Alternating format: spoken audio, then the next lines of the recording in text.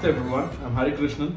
This is the 54th video towards the Safe Soil Movement by Sadhguru and the Isha Foundation. Healthy soil helps prevent floods. Soil experts say this, and they also say that this is a fact that needs to be incorporated into devising better and healthy agricultural practices. I was watching a video which clearly demonstrated how water runs off or seeps into different kinds of soil. More precisely, similar soil which is subjected to different conditions. You can find the link to that video in the description below and get a better understanding of how they are simulating this scenario.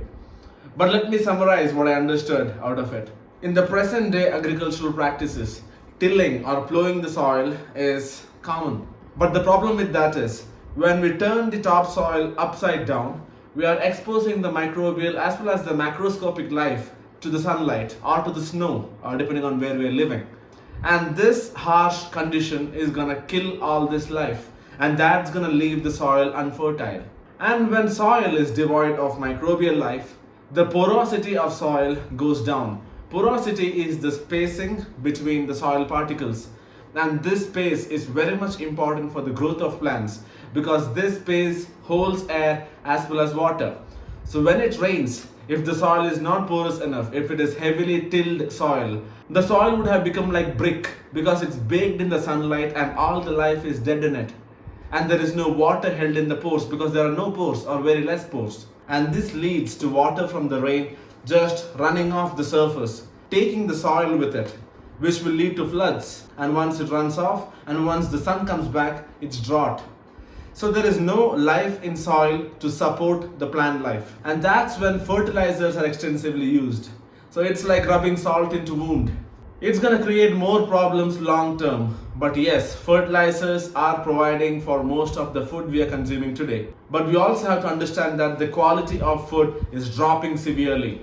But if we make the effort to bring about a change which is going to increase the microbial life in the soil, make the soil more healthy, more porous, which can hold more air, hold more water.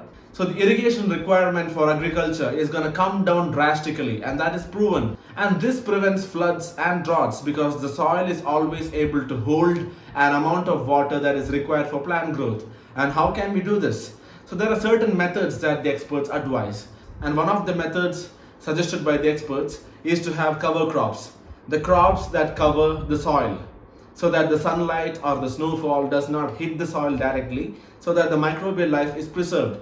So these cover crops can be something that can be consumed or not, and they are grown off season. When the actual crop cannot be grown, we have to protect our land with this cover crop. And another method is to have polyculture rather than monoculture, meaning rather than growing just one species of crop in your land, having various species of crops. So the advantage here is that there is biodiversity, which helps increase the microbial life in the soil, and it also develops a symbiotic ecosystem where each crop supports the other crop, and this reduces maintenance by the farmer. But the important point to be noted in polyculture is that we have to pick the crops carefully, because if one species of crop gets infected, the infection can spread.